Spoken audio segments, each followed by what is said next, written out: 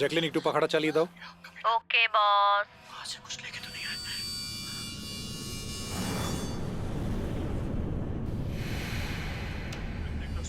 इसको फेंक दो, मर जाएंगे सब। खाले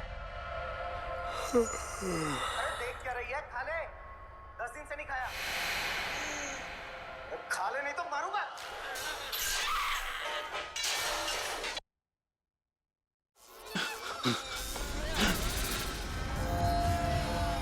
আরে টিভিটা নিজে থেকে কি করে চলতে লাগলো?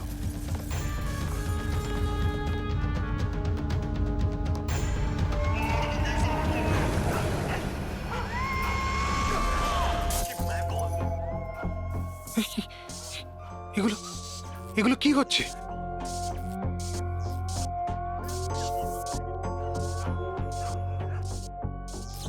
কিছু না কিছু আছে এখানে, কোনো না কোনো গন্ডগোল আছে এখানে। জ্যাকলিন দরজা খোলো। বস, আমি সমস্ত দরজাগুলো লক করে দিয়েছি।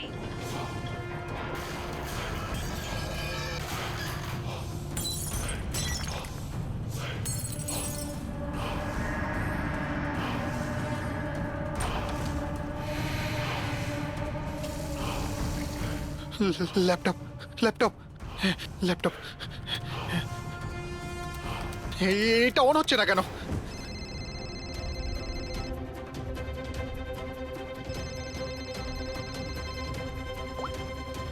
হ্যালো। মেরে ফেলবো বস, না। আমি তোমাকে মেরে না ফেলবো। জ্যাকলিন আমাকে বেরো না। কি করি এখন?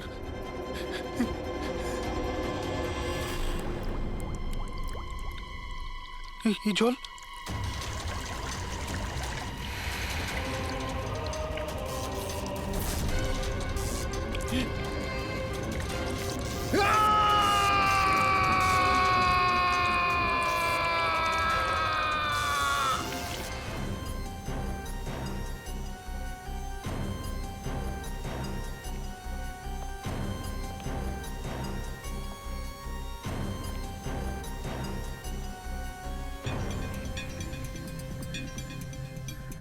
জল পড়েছে, তার ঝুলছে, এটাতেই খুন হয়েছে। অভিজিৎ, ইলেকট্রিক শকের কারণেই এর মৃত্যু হয়েছে, আর তো কোনো কারণ দেখতে পাচ্ছি না।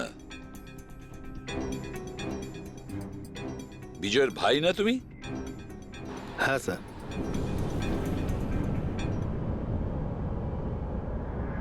স্যার, বডির মধ্যে না আঘাতের কোনো চিহ্ন আছে আর না অন্য কিছু রয়েছে। পঙ্কজ, বডিটাকে ফরেন্সিক ল্যাবে পাঠিয়ে দাও। এটা কোনো দুর্ঘটনা না স্যার, আমার দাদাকে মার্ডার করা হয়েছে। দেখুন, এত জোর দিয়ে আপনি কি করে বলছেন যে আপনার দাদার মৃত্যু স্বাভাবিক নয়? আপনি কাউকে সন্দেহ করেন? কে করতে পারে এটা? স্যার, দাদার একটা শত্রু না, হাজার শত্রু ছিল। এতগুলো শত্রু?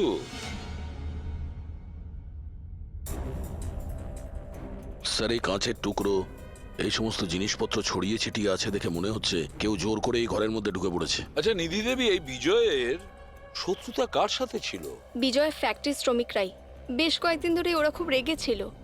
ওই শ্রমিকরাই কিন্তু বেশ কয়েকবার ওকে মেরে ফেলার হুমকি দিয়েছিল। কিন্তু আপনাদের বাড়িতে কি করে ঢুকবে যেখানে চারদিকে সিকিউরিটি, অ্যালার্ম সিস্টেম আছে, সিসিটিভি ক্যামেরা লাগানো আছে? Yes sir, it's a smart home.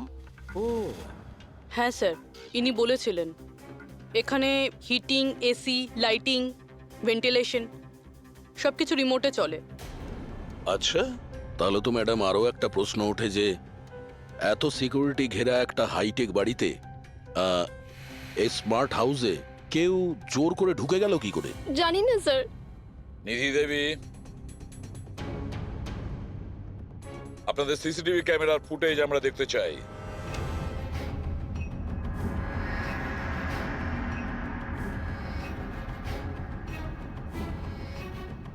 এই বিজয় তো পালাচ্ছে, বাঁচার চেষ্টা করছে, কিন্তু কার ভয়ে দৌড়চ্ছে দেখতেই তো পাচ্ছি না স্যার। স্যার, কোনো অদৃশ্য শক্তি নয় তো? পঙ্কজ, এই চিন্তাভাবনাটা ভুল করেও দ্বিতীয়বার নিজের মাথায় এনো না, না হলে এসিপি স্যার তোমাকে অদৃশ্য করে দেবে সিআইডি থেকে।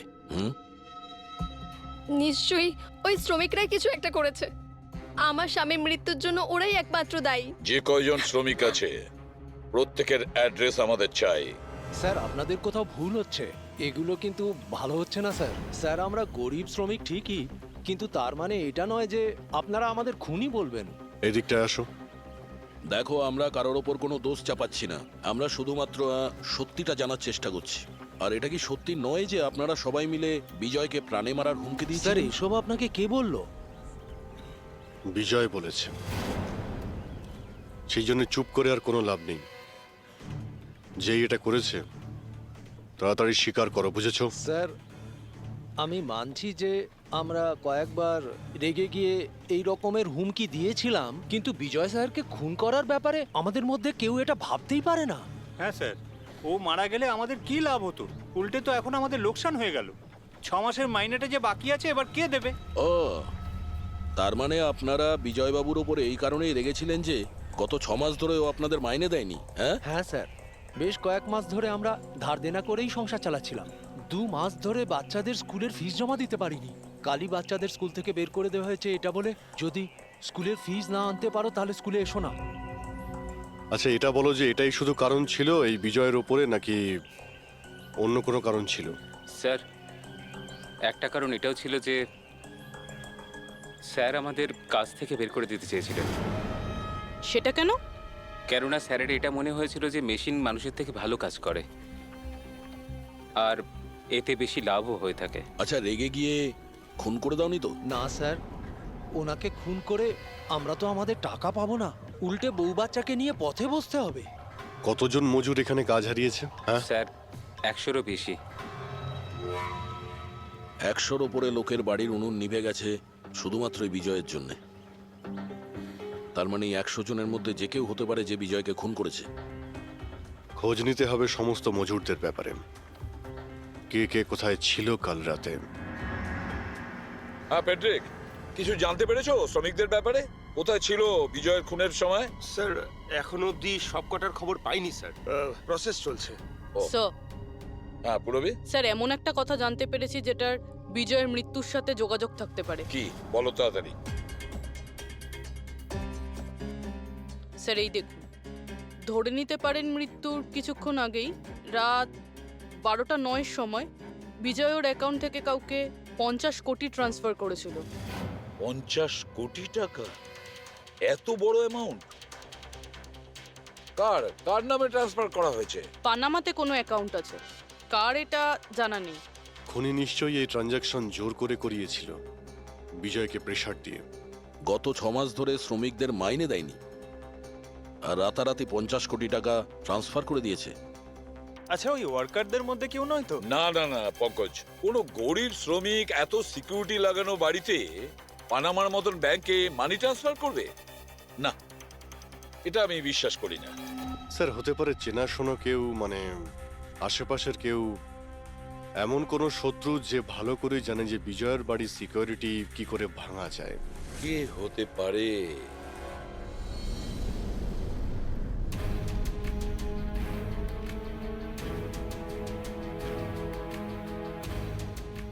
জ্যাকলিন, আরে প্রচন্ড গরম লাগছে তো, একটু এসি টেম্পারেচারটা 20 করে দাও তো। করে দিয়েছি বস। এখন রুমের টেম্পারেচার হলো 20 ডিগ্রি সেলসিয়াস। নাইস। আর জ্যাকলিন, আমার আর একটা কাজ করো, রুমের লাইটটা একটু কমিয়ে দাও, আমি একটু আরাম করতে চাই।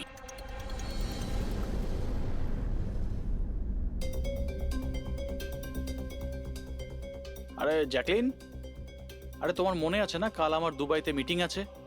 ইয়েস বস, মিটিং এর সমস্ত প্রস্তুতি হয়ে গেছে। আচ্ছা এটা বলো তো, কালকের দুবাইয়ের টেম্পারেচার কেমন থাকবে? এমনিতে তো কাল দুবাইয়ের টেম্পারেচার 21 ডিগ্রি সেলসিয়াস, কিন্তু বস আপনার টেম্পারেচার কিন্তু বরফের থেকেও বেশি ঠান্ডা থাকবে। তার মানে? তার মানে বস, মৃতদেহের টেম্পারেচার ঠান্ডাই থাকে। কি মনে হচ্ছে তোমার সবটার মধ্যে কোনো সমস্যা হয়েছে। এটা কি ধরনের মজা? এটা মজার কথা না বস। এটা সত্যিই হতে চলেছে। বস, আপনার কোনো শেষ ইচ্ছে? চুপ করো, কি বাজে কথা বলছো? কে কে কে? বাইরে এসো। বস, আমরা দুজন ছাড়া এখানে আর কেউই নেই। তাছাড়া আপনি আমার সঙ্গ পছন্দ করেন, তাই তো? আরে চুপ করো।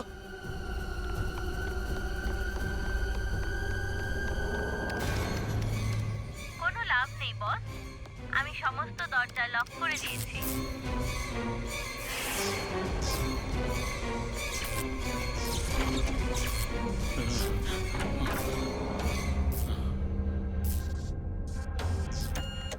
বস, আপনি ভিতরে কেন চলে গেলেন? আসুন, বাইরে আসুন। কে তুমি?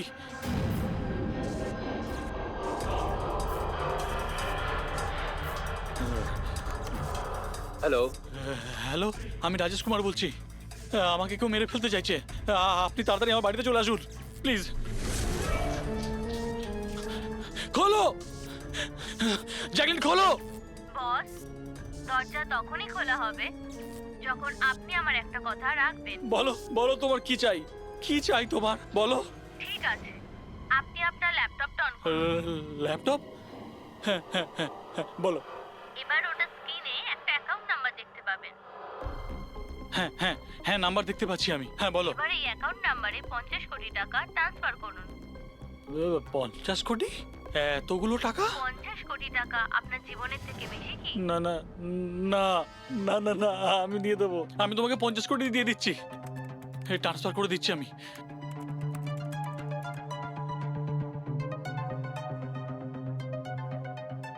দেখো, এই অ্যাকাউন্টে 50 কোটি টাকা আমি ট্রান্সফার করে দিয়েছি। দেখো, এবার আমাকে যেতে দাও।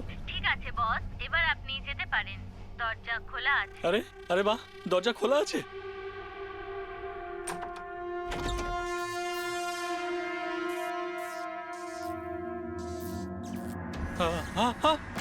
বস, আমি আপনাকে বোকা বানিয়েছি।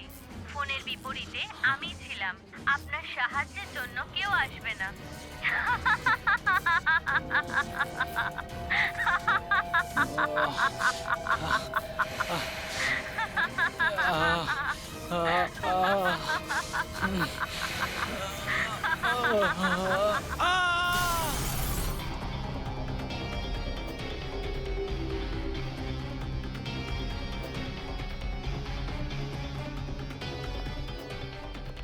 স্যার, এই ঝাড়বাতির হুক তো একদম ঠিক আছে।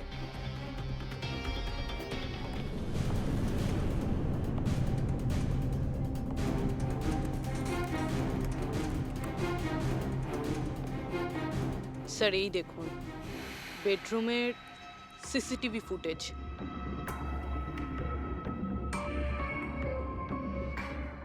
মনে হচ্ছে কারো হাত থেকে বাঁচার জন্য ও ওই রুমে যায় আর ভিতর থেকে দরজাটা লক করে দেয়। একবারেই রাজেশের ওয়াইফের সঙ্গে কথা বলা যাক।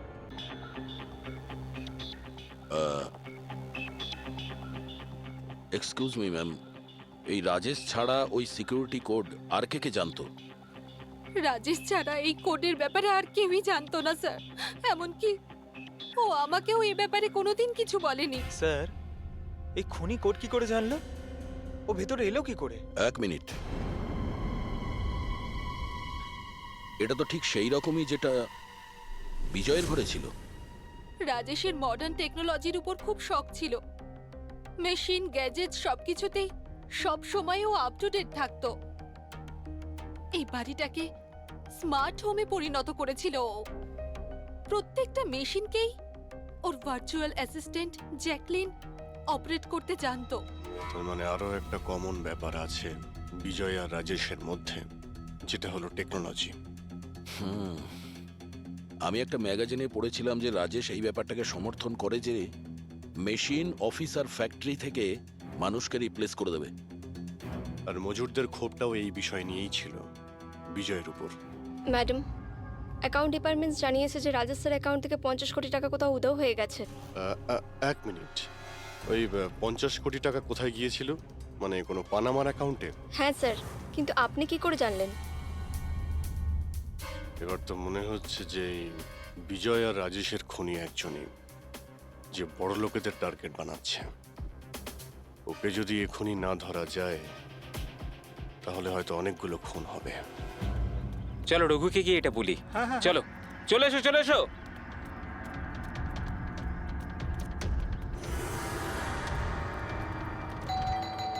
আরে রঘুদা দরজা খোলো। আরে রঘুদা, রঘুদা, দরজাটা খোলো দরজা না। খোলো। রঘুদা, দরজা খোলো। রঘু ভাই,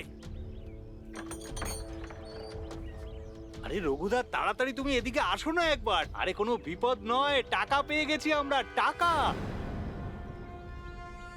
আরে মোবাইল চেক করো তোমার। মেসেজ, মেসেজ পড়ো, মেসেজ।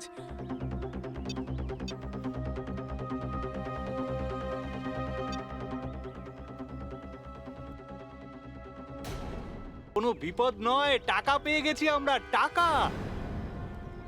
মানে আরে মোবাইলটা চেক করো তোমার।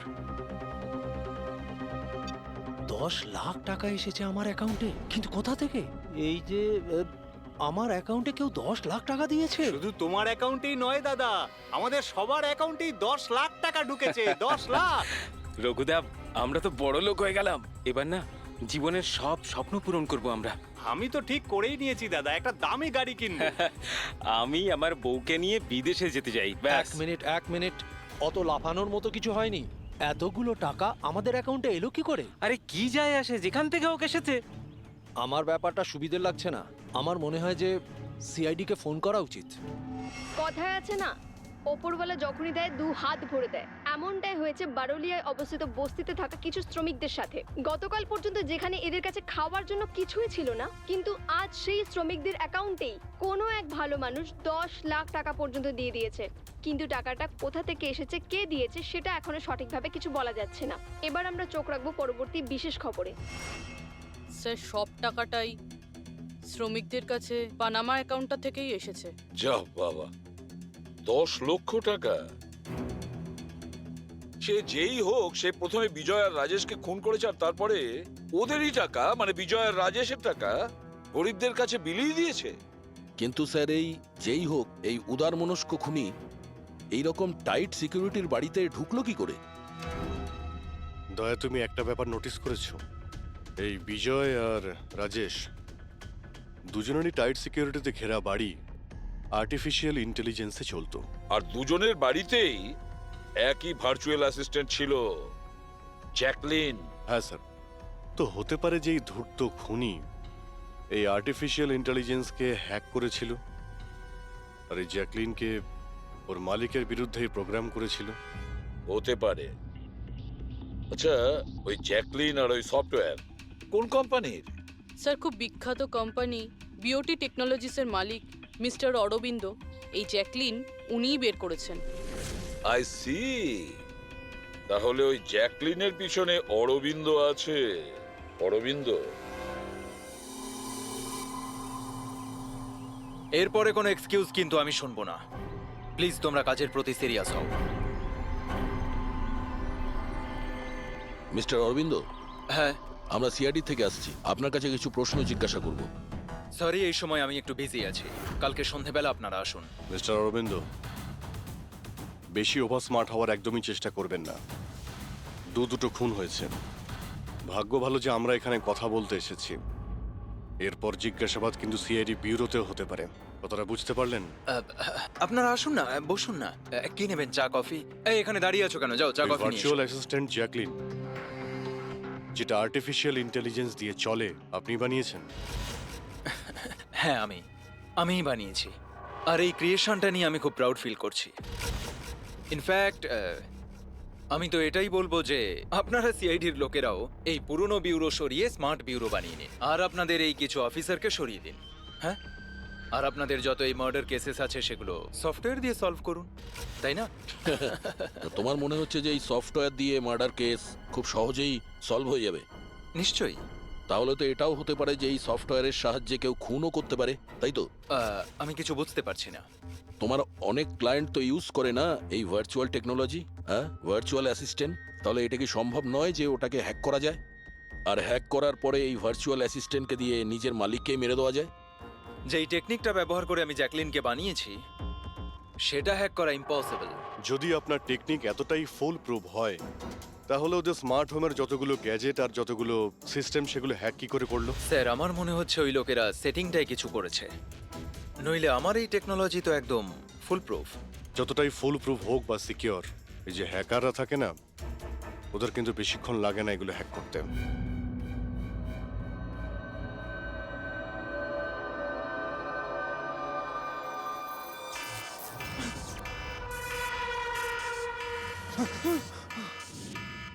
Security alarm! বাড়িতে নিশ্চয়ই চোর ডাকাত ঢুকেছে। কি কি করি এবার? হ্যাঁ।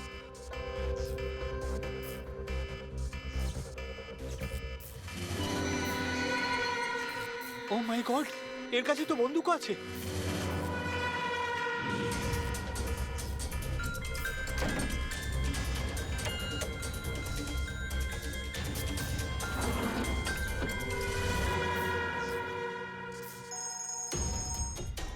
হ্যালো, কি? ঠিক আছে, আমরা এক্ষুনি ওখানে পৌঁছচ্ছি। JKH সিক্রেট অ্যালার্ম কোম্পানির ফোন ছিল। মনে হচ্ছে এনার মহান টেকনোলজি আবার হ্যাক করা হয়েছে। হতে পারে ওই বিখ্যাত জার্নালিস্ট সঞ্জীব ওর বাড়ি থেকে ঢুকে গেছে।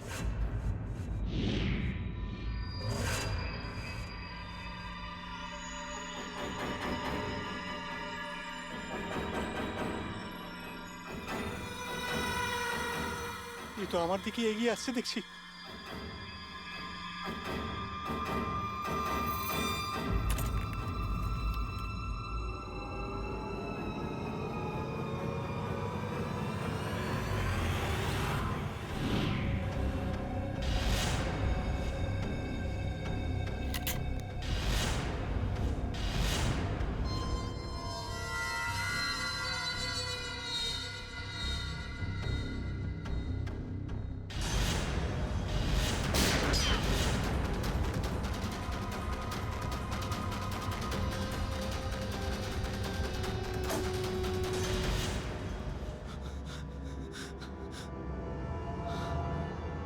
সিআইডি?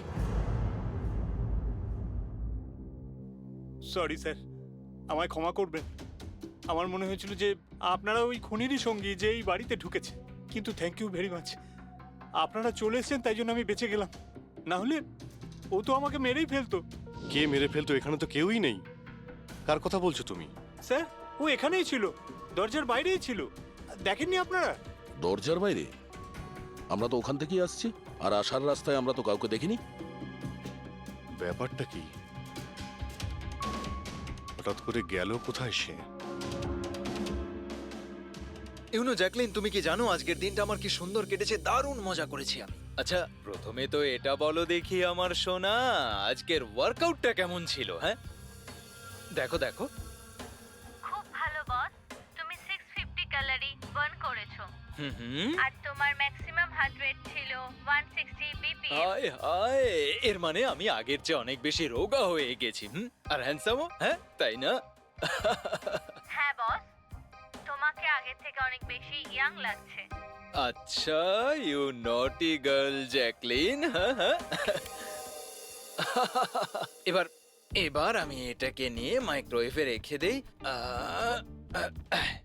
আমার সোনা, এটাকে এবার অন করে দাও। আচ্ছা এবার এটা তো বলো আমার কালকের শিডিউল কি? বস, কালকে তো তোমার কোনো মিটিং নেই। কি বলছো তুমি? কিন্তু আগামীকাল তো আমার খুব বিজি থাকার কথা। তুমি ভালো করে চেক করো তো। করে নিয়েছি বস, কালকে তোমার কোনো মিটিং নেই, কারণ আজকের দিনটাই হলো তোমার জীবনের শেষ দিন।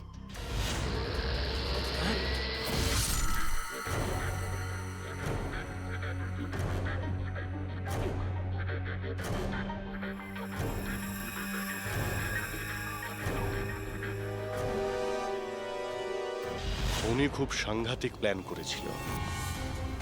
ওর সব সময় টার্গেট ছিল এই অরবিন্দই, সঞ্জীব নয়। আর স্যার, যেটা সঞ্জীবের বাড়িতে হলো সেটা? সেটা ছিল আমাদের বোকা বানানোর জন্য। ওখানে যা কিছু হয়েছিল সব বোকা বানানোর জন্য। ও চাইছিল আমরা ওই সঞ্জীবের ঘরে বিজি হয়ে যাই, আর খুনি খুব সহজেই অরবিন্দকে খুন করে দেবে।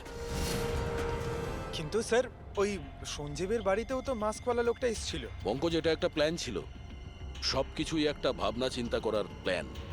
আমার তো মনে হয় সঞ্জীবের বাড়িতে কেউ ছিল না। এই ফুটেজ ওর ফোনে আগে থেকে দিয়ে দেওয়া হয়েছিল। যে হ্যাকার এত সব কিছু করতে পারে তার কাছে এটা তো একটা সামান্য ব্যাপার।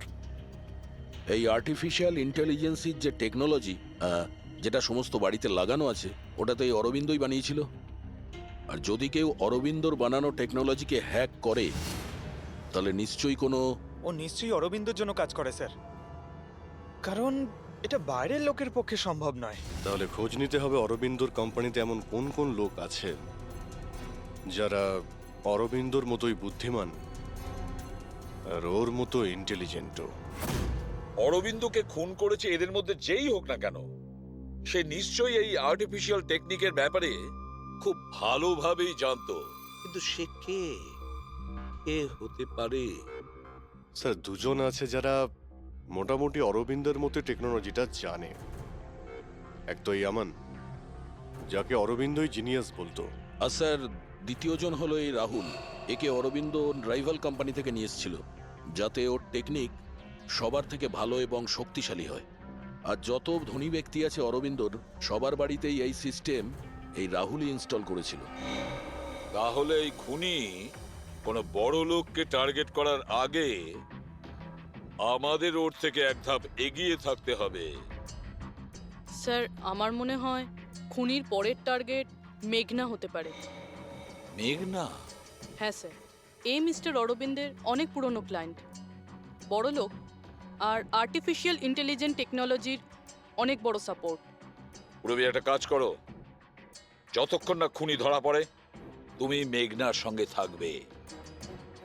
আর অভিজিৎ, দয়া, এই আমন আর রাহুলের ওপর কড়া নজর রাখো। না স্যার, কাউকে দেখতেই পাচ্ছি না।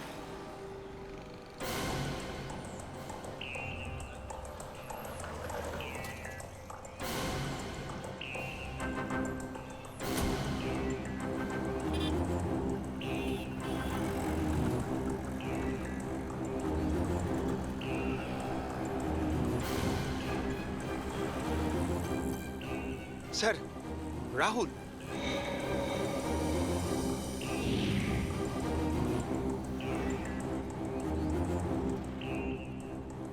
বাড়ি একদম ফাঁকা, মনে হচ্ছে অমন ঘরেই নেই। চলো ভেতরে গিয়ে দেখি।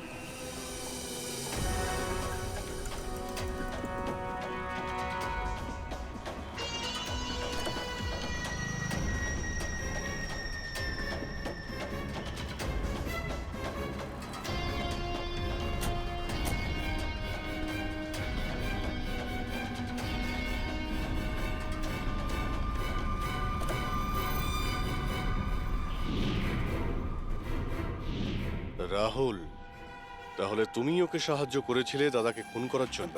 না স্যার, আমি এটা কেন করব স্যার? স্যার, স্যার আমি কেন আমার দাদাকে খুন করতে যাব? আচ্ছা, তাহলে এখানে এত ভাইটাল মিটিং কিসের হচ্ছিল? স্যার অ্যাকচুয়ালি ব্যাপারটা হচ্ছে, অরবিন্দ স্যারের মৃত্যুর পর আমি ওনার কোম্পানিতে কাজ করতে চাইছিলাম না, তাই ও আমাকে অফার দিচ্ছিল ওর কোম্পানিতে কাজ করার জন্য।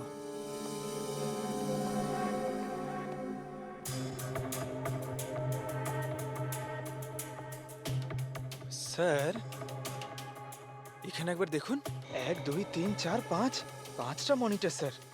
মনে হচ্ছে কম্পিউটারটা খুব হাইফাই স্যার। দেখি এই শক্তিশালী কম্পিউটারে কি কি ডেটা লুকিয়ে আছে।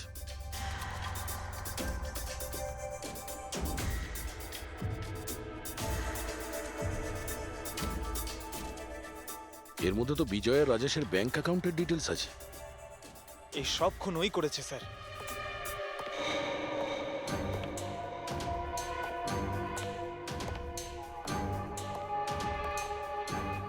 নমস্কার।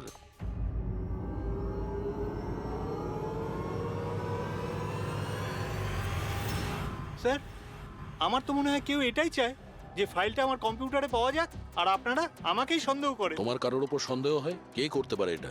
স্যার জানি না, কিন্তু আমার মনে হচ্ছে স্যার, যদি অরবিন্দ স্যারের কম্পিউটার হ্যাক হয়ে থাকে তাহলে পৃথিবীর যে কোনো কম্পিউটারে হ্যাক হতে পারে, কারণ ওনার কম্পিউটার কোনো নেটওয়ার্কের সাথেই কানেক্টেড নয়। তার মানে অরবিন্দবাবুর কম্পিউটার যেই হ্যাক করুক সে সেই সময় ওখানে উপস্থিত ছিল, তাই তো? ইয়েস স্যার, কিন্তু বুঝতে পারছি না অরবিন্দ স্যারের পার্সোনাল অফিসে যাওয়ার পারমিশন কারোরই ছিল না, এমনকি আমি নিজেও সেখানে কখনো যাইনি। আচ্ছা, তাহলে কেউ তো হবে যার পারমিশন ছিল অরবিন্দর অফিসে যাওয়ার। হ্যাঁ স্যার, ওর নাম প্রিয়া। প্রিয়া? কোথায় থাকে ও?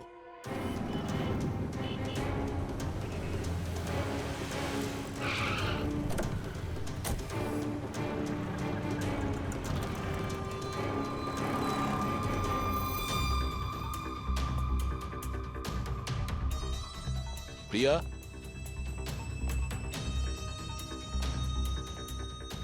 প্রিয়া?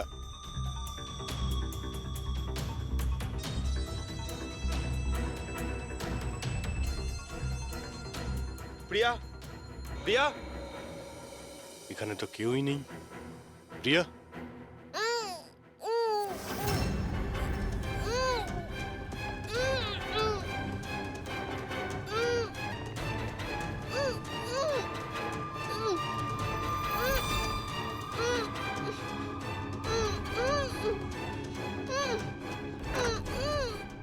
প্রিয়া? প্রিয়া? প্রিয়া? তুমি ঠিক আছো? এক মিনিট।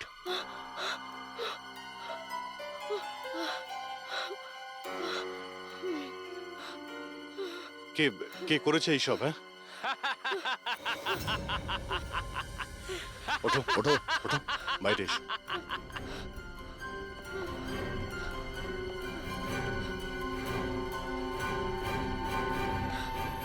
কে? এসো সিআইডির লোকেরা, এসো। দেশের রক্ষা করো না তোমরা? তোমাদের আর আমার মধ্যে একটা জিনিসের মিল আছে, আমিও কাউকে রক্ষাই করছি, সেই সব গরিব অসহায় মানুষদের যাদের আশাহীন জীবনে বিষ গুলে এই বড়লোক মানুষেরা নিজেদের বিলাসবহুল অট্টালিকা তৈরি করেন। আর লজ্জা পাওয়া উচিত তোমাদের মতো আইনের রক্ষকদেরও। এই অসহায় দুর্বল মানুষদের রক্ষা করার বদলে সেই লোকেদেরই তোমরা বাঁচাতে চাও যাদের পাপের ঘোড়া বহুদিন আগে পূর্ণ হয়ে গেছে। কিন্তু তোমরা আর বাঁচাতে পারবে না। শুধু আমার একটা শেষ শিকার বাকি আছে, ওকে মেরে দিলেই আমি সুখের নিদ্রায় যেতে পারবো। আগামী 1 ঘন্টায় ওই শিকারও বাঁচবে না, আর তোমরাও সবাই মরবে।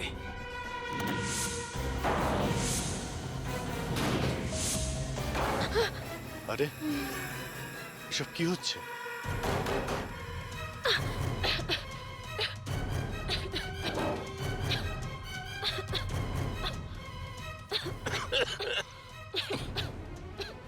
ও নো, এটা কি? বিষাক্ত গ্যাস।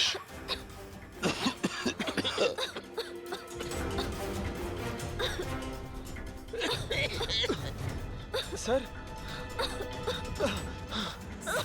পঙ্কজ,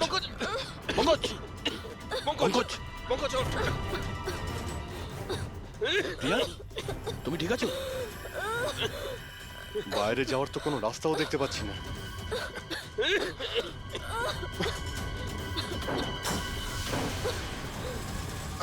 দরজা খোলো। সমস্ত দরজা অটোমেটিক মনে হচ্ছে। কিচেনে গিয়ে দেখো সিলিন্ডার আছে কিনা। বুঝে গেছি স্যার।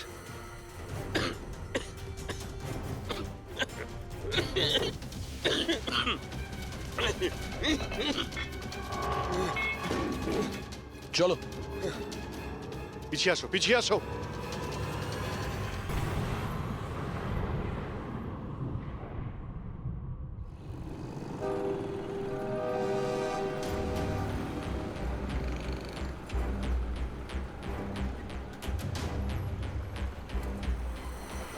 লিসেন এভরিওয়ান, তোমাদের সবার মনে আছে তো আমাদের কিন্তু এই অ্যাসাইনমেন্টটা মান্থ কমপ্লিট হওয়ার আগেই করতে হ্যাঁ হবে। মেঘনা ম্যাডাম। ওকে? কিসের আওয়াজ এটা?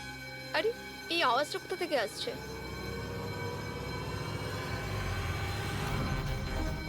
মনে হয় আগুন লেগে গেছে ম্যাডাম, ধোঁয়া বেরোচ্ছে ম্যাডাম। কাম অন ফাস্ট চলো, তাড়াতাড়ি বেরিয়ে চলো সবাই, চলো। ওকে ওকে ওঠাও।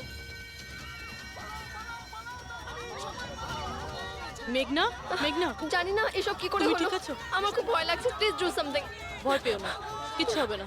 চলো, চলুন।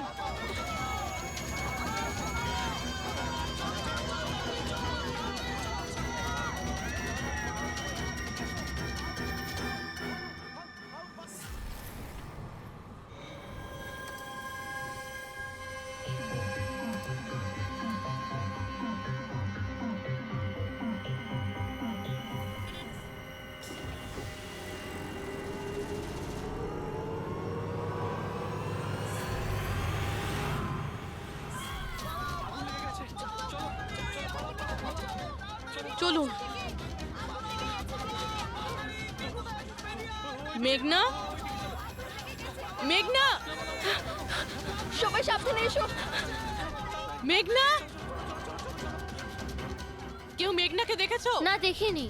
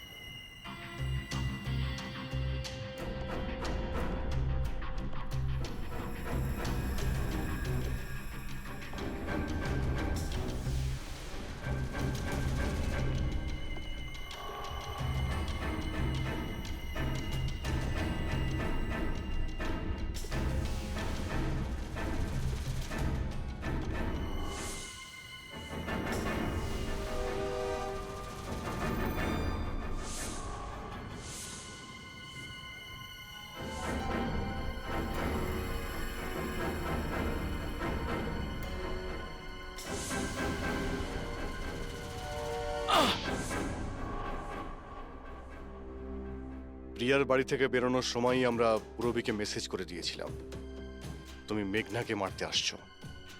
আর তুমি ভাবছিলে যে আমরা সবাই মারা গেছি? কিন্তু কম্পিউটার ফুটেজ আমি নিজে চেক করেছিলাম, মেঘনা ওখানে একাই ছিল। কিন্তু আপনারা যেভাবে তুমি সিকিউরিটি সিস্টেম হ্যাক করতে পারো আমরাও করতে পারি। তুমি নকল ফুটেজ দেখেছিলে, তোমার মিষ্টি আমরা তোমাকেই খাইয়েছি। যখন তুমি ওই নকল ফুটেজটা দেখছিলে তখন আসল ক্যামেরাটা ডিসেবল করা ছিল, আর সেই মুহূর্তেই আমরা সেফলি মেঘনাকে বিল্ডিং থেকে বার করে দিয়েছি। এখন বলো কেন করেছো সব? কেননা ঘৃণা করি আমি এই টেকনোলজিকে। সেই সব মানুষদের ওপর প্রতিশোধ নিতে চেয়েছিলাম, তাদের উচিত শিক্ষা দিতে চেয়েছিলাম যারা এই টেকনোলজির সমর্থক।